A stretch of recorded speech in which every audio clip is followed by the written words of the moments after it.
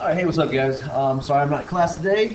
We got our conference golf match today, so wish us luck. Team is doing good. You don't have to ask. All right. Anyway, um, welcome back from spring break. We got our first day in our next unit on rational equations. Okay, so these are equations that have fractions in it and the variables in the fractions. So you've seen it all the time. I mean, the parent function that you've seen before in the past is y equals 1 over x. That's a rational equation, and we're looking at all the different types of equations that we have with that. Today's lesson is all about just being able to analyze and simplify these functions, being able to simplify them down all the way, put them in the correct form, and then be able to analyze certain characteristics about these graphs. I'm going to try to keep the video short, and as we go through these notes, and you'll have some practice later on. Any questions you have, we'll answer them tomorrow. Okay, so let's start off with just how to identify certain things in rationals. And the first thing we're looking at is holes. A hole is literally like it sounds. Like if you were to look at it on a graph, our graphing calculator won't show it because they're dumb. But if you were to see a hole, and we'll talk about how to graph these in a different day, but a hole is literally how it sounds. It is a hole in the graph, a value that is not defined. Like if I was looking at a graph, it looks something like this. Like here's my function, there's the hole, and it keeps going. It's an undefined point on my graph. Now here's the steps for how to find it. Okay, so first of all, you're going to factor. We know how to factor the numerator and the denominator of our equation. Okay, set any common factors that cancel out equal to 0, and then solve for x. This x coordinate is your hole. Let me give you an example of what I'm talking about. Here's the equation, like, how about y equals x times x plus 1 over x plus 1 times x minus 2. Okay, well, in this equation here, like, what cancels out, okay, what cancels out on top and bottom is x plus 1 and x plus 1. All right, well, it's the factor that cancels out that you set equal to 0 and solve, and that's your hole. So it's x plus 1 equals 0, or x equals -1. Okay, so this would be my answer in this case. The hole is that x equals -1. You would write it as x equals a number. The next one is the x-intercept. We know what an x-intercept is. It's just where it crosses the x-axis. Okay, so it's the same thing as before. We want to set the equation equal to 0 and solve. It's just that you're gonna, so after you cancel out any common factors, like you did in the first step, you would set remaining factors of the numerator equal to 0 to find the x-intercepts. Okay. And again, just like before, an x-intercept is a coordinate point, and you're gonna write it as a coordinate point, like whatever the number is, comma 0. Okay? So like looking at the previous example, like your x-intercept, the remaining factor on top is x, so x would equal 0 for the previous problem. And these are kind of the steps that you should be following as you go through these. I mean, like you can first start by finding a hole, then an x-intercept, then the next thing will be to find a vertical asymptote. Okay, I mean we should know what a vertical asymptote is too. It's a vertical line that kind of bounds my graph, like where it's undefined. All right, and how you find that is after you cancel out any common factors, like you did in the first one. You're going to set the remaining factors of the denominator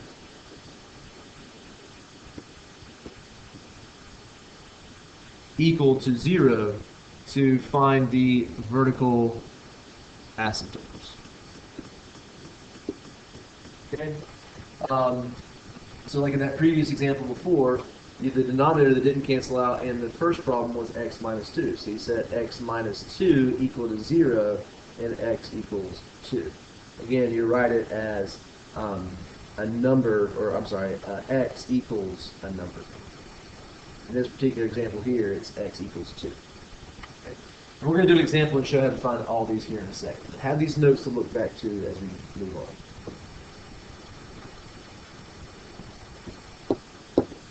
Okay, this next part is how to identify the horizontal asymptotes. So if I'm looking at, say, the equation like y equals 1 over x or something, I mean, the graph looks like this.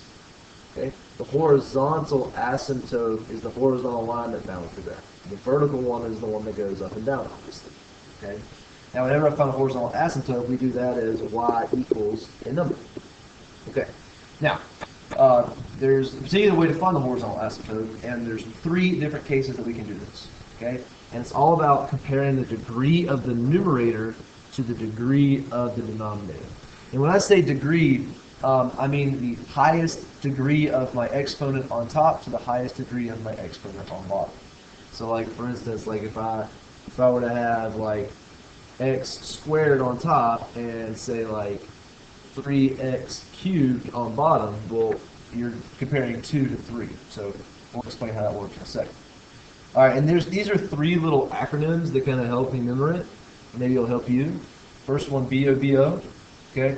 What that means is if you have the bigger of your powers, of your degrees on top, so, or I'm sorry, on bottom. Bigger on bottom. If your bigger one is on your bottom, BOB, then your horizontal asymptote will always be y equals 0. All right, BOTN. If your bigger degree is on top, so BOT, then there is no, that's where the N comes from, no horizontal asymptote. And again, we'll practice all these together. The last one, EAT has DC. I mean, like, that. Okay, so that's a stretch. But for this one, how about exponents are the same? So, like, your degree on top and bottom is the same. Okay, so there's your EATS.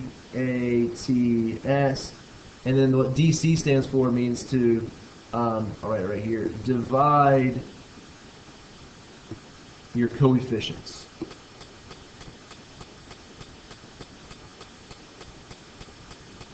Okay, well, let me give you an example of that last one. Like in that case there, like let's say I have like, for instance, y equals 3x squared minus 1 over 2x squared.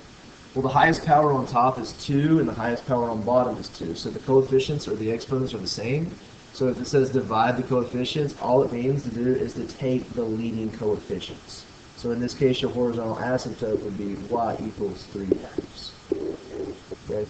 And again, we'll do an example of that as well. Domain, range, and y-intercept. You know how to do all those already. Okay. The domain is just the x values of the graph. Okay. Usually, I mean, a lot of times it's going to be all reals, like all your real numbers. That's the symbol for all real numbers. Except for, and then we would say what x does not equal. So x would not equal values that we would have holes at, or vertical asymptotes. Okay. And we identify the range by, we would say all reals, and then we would find our holes and our vertical asymptotes. Once we find our holes and vertical asymptotes, then we have our domain. Okay, it's pretty much an x does not equal kind of thing. And then for the range, we're just going to look at the graph. Oops. Look at the graph. And again, that's just going to be our y values.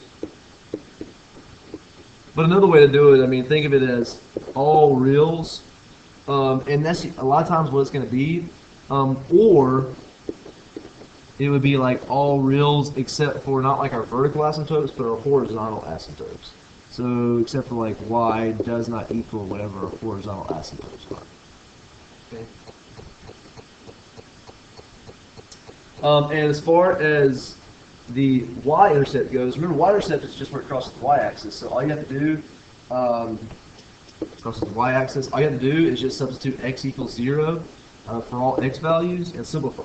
I mean, it's not too bad. I mean, if I have like say x over x minus 2, well, you would just plug 0 in for x, and your answer would be 0. So in this case, 0, 0 would be your answer. Okay. Now, I know I went through some of this kind of fast, and I really just want to get through the examples because I think that'll help mostly. But the last three, domain, range, y-intercept, x-intercept, those are all stuff we learned. It's just the horizontal and vertical asymptotes that I think would be, and holes, would be beneficial to practice right now. So let's look at some examples. I got 3 of them, and then hopefully these 3 will help guide you through your homework tonight. Okay? All right. So look at the first one. It says x squared minus x over x times x squared minus 4. That still looks like a very complicated thing. All right. I've laid out the steps for you and how I think you should solve it. Like step by step, what you should find first. Go back to the notes as you need as you go through these, but just really, I think these 3 examples are going to help you really understand this. Okay. The first thing is always simplify. Okay, simplify. So like how you do that is you want to factor the top and bottom and cross out like factors. So let's look at this for example. So like the top here, x squared minus x. Well, that factors by doing taking an x out. We're left with x and then x minus 1. So that becomes factor. The bottom factors, well, if you notice like x you can't do anything, but x squared minus 4, isn't that the same thing as x minus 2, x plus 2? Okay. So on top what you have is x times x minus 1. On bottom you have x minus 2, and x plus 2. Alright, well looking at the top and bottom, does anything cancel out? You got to think, I mean, is there anything on top and bottom that can cancel out? Well, how about the x and the x? That's a common factor that can cancel out. So my simplified version here is x minus 1 on bottom, x minus 2, and x plus 2. That is my simplified version after I cross out like things. Alright, after doing that, it becomes really easy to find our holes and our vertical asymptotes. Our holes is what makes the is the thing that crosses out what makes that 0. So what did we cross out in the previous part here when we were simplifying? We crossed out x. So we're going to set x equal to 0, and well, there's our hole. X equals 0. It's the thing that canceled out that would give us a hole in the graph. So at 0, there's a hole. Our vertical asymptote is what makes the denominator equal to 0. All right, the denominator equal to 0 that was not crossed out. So we had 2 things that were not crossed out. X minus 2 and x plus 2.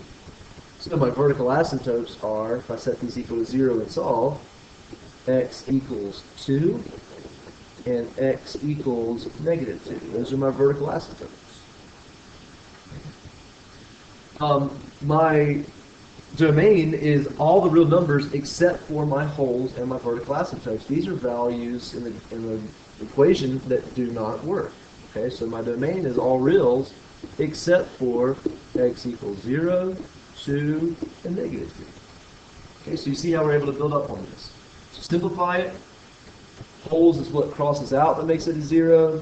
Vertical asymptotes is what does not cross out that makes the denominator 0. Yeah. Now, our horizontal asymptote. Okay, remember horizontal asymptote, we got 3 cases. It's all about the degree. And whenever I'm doing horizontal asymptotes, I would suggest look at original graph. Like, don't look at the simplified. Here's why. But look at the very top here. Alright. Look at the highest power on top. Okay? The highest power on top is x squared. The highest power on bottom is, if I were to distribute this value through, this is the same thing as x cubed minus 4x. So I have x squared minus x over x cubed minus 4x. The highest power on top is 2, and the highest power on bottom is 3. Remember what that means. The bigger power is on bottom. Bigger power on bottom, 0. That means that it's y equals 0 for the horizontal asymptote. If you ever have the higher power on bottom, the y-intercept is, or I'm sorry, the horizontal asymptote is y equals 0. All right, remember x-intercept is what makes the function 0, and that's when we look at the numerator. Okay, when the numerator is equal to 0, the whole thing's equal to 0 because that would be 0 divided by something, which is 0. Okay, so what makes the numerator equal to 0 after we cross it out? Well, that's just x minus 1. So I'm going to do x minus 1 equals 0 and x equals 0. Y-intercept's really easy. It's just plugging 0 in for x. You can plug it in at the very beginning or in the simplified version. Doesn't matter. Like I'm going to go ahead and plug it in for x in just the simplified version. So 0 minus 1 over 0 minus 2, 0 plus 2. That ends up being, I think, negative 1 over negative 4, or 1/4. And in the range, again, I would just always say like all reals except for your horizontal asymptote, which in this case is y equals 0. Okay. So it's all reals except for what your horizontal asymptote is. So I mean, think about it. The horizontal asymptote at y equals 0, the function's probably doing something like this. It's got a vertical asymptote at 2 and negative 2, which is like here and here, and a horizontal asymptote is 0. I'm sure if you graph this, I'm not 100%, but it probably looks something like this or something like that. If I had to guess, I'm not exactly sure. But you see how like it hits every single value but 0. That's why we would say all reals except for 0.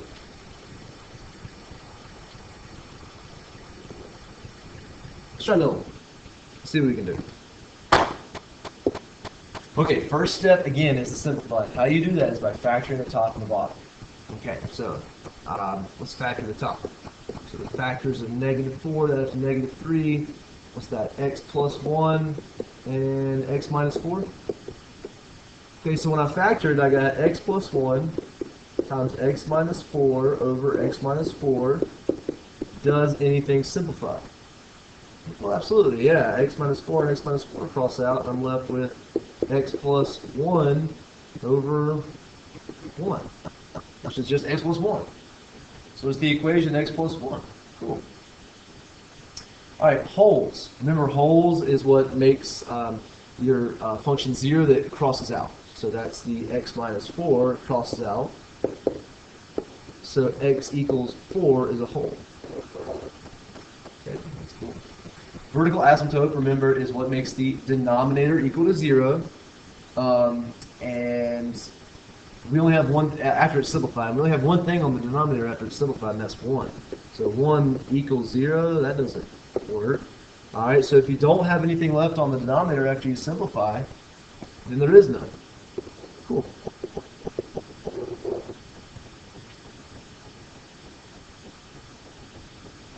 Alright, remember your domain is just going to be all real numbers, except for what your holes and vertical asymptotes are. And that's only one value, and that's x cannot equal 4.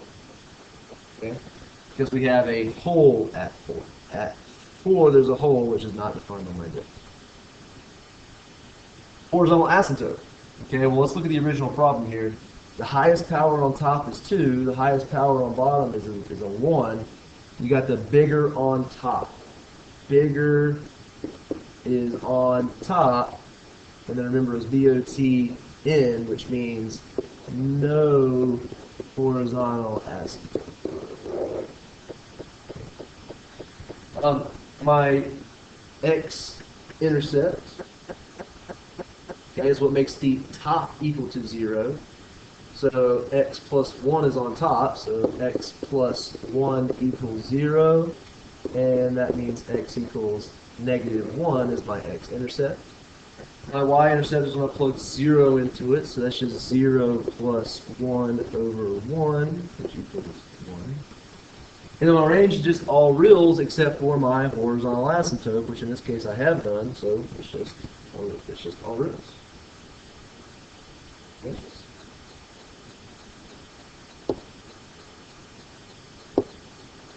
Last one I want to do is 4x plus 2 over 2x minus 5. Remember, the first thing to do is simplify, so you want to factor each side. So if I factor 4x plus 2, I can take a 2 out. That becomes 2x plus 1. And on the bottom, I can't really factor that.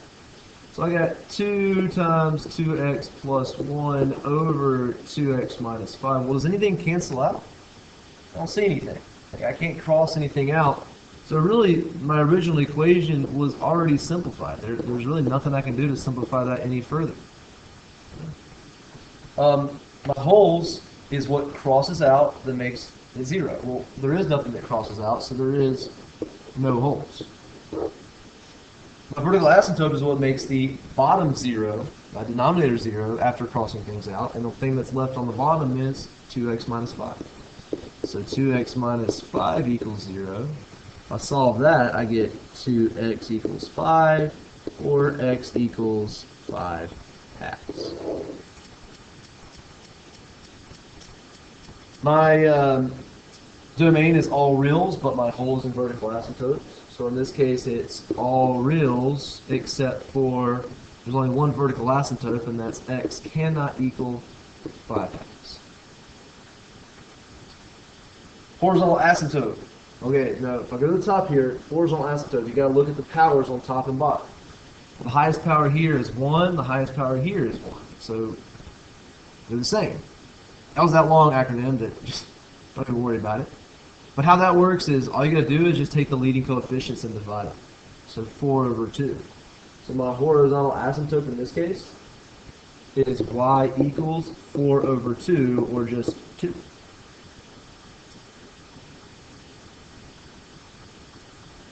All right, my x-intercept.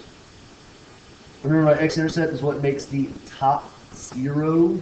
Okay, after I cross everything out, well, the only thing on top there is 4x plus 2, which equals 0. So 4x would then equal negative 2, and then x would equal negative 1.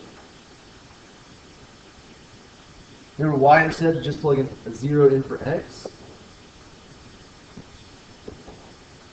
So I'm going to do 0 in for x, that would just be 4 times 0 plus 2 over 2 times 0 minus 5, which is equal to negative 2/5.